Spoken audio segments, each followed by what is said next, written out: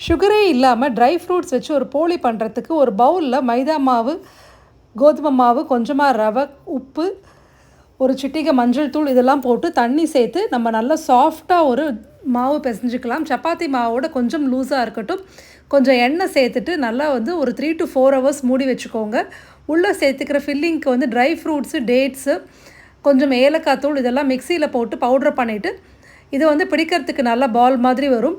Equal size மாவும் இந்த மாதிரி இந்த ட்ரை ஃப்ரூட்ஸ் மிக்சரையும் நல்லா எடுத்து வச்சுட்டு ஒரே ஒரு உருண்டையை எடுத்து நல்லா இந்த மாதிரி வாழை இலையிலையோ இல்லைன்னா பார்ச்மெண்ட் பேப்பர்லேயோ எண்ணெய் தடவி உள்ளே வச்சு நல்லா மூடிட்டு மேலே திருப்பியும் வந்து பார்ச்மெண்ட் பேப்பர் போட்டு நல்லா ரோல் பண்ணிவிட்டு ஈவனாக இருக்கிறதுக்காக இந்த மாதிரி கட் பண்ணி எடுத்துக்கிறேன். சூடான தோசைக்கல்லில் போட்டு 2 பக்கமும் திருப்பி எடுத்தால் சூப்பரான ட்ரை ஃப்ரூட்ஸ் போளி நம்மளுக்கு வந்து ரெடி. இந்த ரெசிபியோட டீட்டெயில்டு மெஷர்மெண்ட்ஸ் வந்து டிஸ்கிரிப்ஷன் பாக்ஸில் கொடுக்குறேன் பாருங்கள்.